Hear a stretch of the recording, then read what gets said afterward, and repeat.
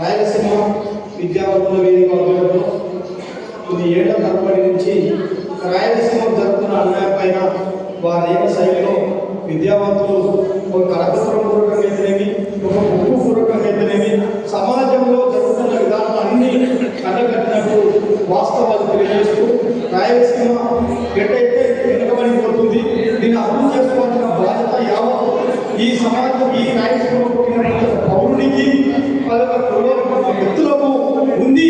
కాబట్టి ఇది మీరు మేల్కోలేదని చెప్పి నిరంతరం వాళ్ళైన శైలిలో రాయలసీమ విద్యావంతుల వేదిక ఈ రాయలసీమలో పనిచేస్తుందని చెప్పడానికి ఇలాంటి నిర్మాణం లేకుండా గౌరవంగా ఒప్పుకోవాల్సిన బాధ్యత ఈ రాయలసీమ ప్రాంతంలో మనందరిపైన ఉందని కూడా ఈ సందర్భంగా తెలియజేస్తున్నాను. అందులో భాగంగానే ఈరోజు రాయలసీమ ఏ విధంగా అన్యాయం గురవుతుందో ఆ క్రమంలో వేడొక్కగా జరగాల కుల రిజర్వేషన్ సమస్య కూడా ముడిపడుతుందని చెప్పడానికి ఎలాంటి ఆసక్తిగా లేకుండా సమగ్రంగా ఈ సమాజానికి తెలియజేస్తున్నాను. రాయలసీమని ఏ విధంగా ఇక్కడ పాలకులు ప్రభుత్వాలు కూడి చేయబడుతుందో అన్యాయం చేయబడుతున్నారో అదేవిధంగా రాయలసీమ ప్రాంతంలో నివసిస్తున్న బేడ ప్రజల మాకు రిజర్వేషన్ అందించకుండా చాలా అన్యాయం గురి చేస్తున్నారని చెప్పి ఈ సందర్భంగా నేను తెలియజేసుకుంటున్నాను. ఈ సందర్భంగా బాధ కూడా వ్యక్తం చేస్తున్నాను. ఓ పాలకులారా, ఓ ప్రభుత్వమా, న్యాయం ఎక్కడ వైపు మీరు చేయాల్సింది, ఎవరికి న్యాయం చేయాల్సింది? అన్యాయం చేసే వరకు బాధలో ఉండే వారికి విముక్తి కలిగించడానికి ఈ రాజ్యాంగము ఈ ప్రభుత్వము ఉండేది. మరి అలాంటప్పుడు ఈ ప్రాంతాల్లో అన్యాయం చేయబడుతుంది. రాయలసీమ ప్రాంతంలో ఇక్కడే పుట్టిన ప్రజలకు కూడా రిజర్వేషన్ అందించకుండా అన్యాయం జరుగుతుంది. కొన్ని మాత్రం మేము దృష్టికి ఉదాహరణ తీసుకొస్తాను.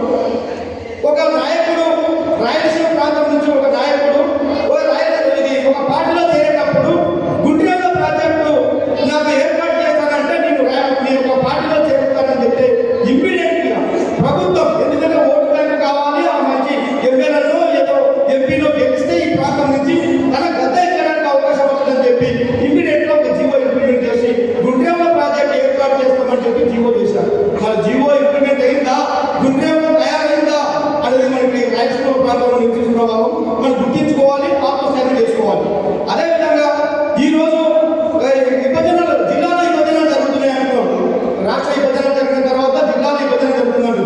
అందరికీ తెలిసిన సత్యం, పశ్చిమ ప్రాంతము వెనుకబడి ఉంది, అక్కడికి వలస పోతున్నారని తెచ్చి రాయలసీమ ప్రాంతం అయితే కోత ఎవరు తెలవని నాదులు లేవు.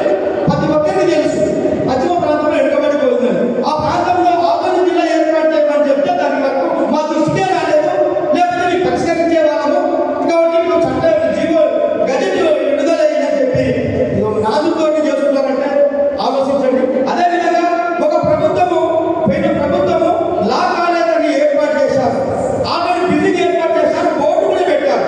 లా కాలేజ్ రాయలసీమలో కర్నూలులో ఏర్పాటు చేశామని చెప్పి. మరి ఈ రోజు ఉందా లా కాలేజ్? మన కోస్తాకే పోతుంది. అదేవిధంగా కృష్ణా తుంగభద్ర బోర్డు, మన నీరు కూడా మన రాయలసీమ ప్రాంతం నుంచే పడిపోతుంది. మనమే ఒకదాకా వరదలు వచ్చినా, వాగులు వచ్చినా, వర్షాలు వచ్చినా, వాగులు వచ్చినా, లేదా పంటలు నష్టమైంది ముఖ్యంగా రాయలసీమ ప్రాంతమే పూర్తి నాశనం అయిపోవాలి. కానీ ఇక ఒక కృష్ణా బోర్డు ఏర్పాటు చేయరు, ఒక తుంగభద్ర బోర్డు ఏర్పాటు చేయరు, ఒక లా కాలేజ్ ఏర్పాటు చేయరు, ఒక హైకోర్టు ఏర్పాటు చేస్తారు. ఒక ప్రభుత్వం చెప్తే ఇంకో ప్రభుత్వం వచ్చి మీకు దేశ ఏర్పాటు చేస్తామంటారు. ఇప్పటికే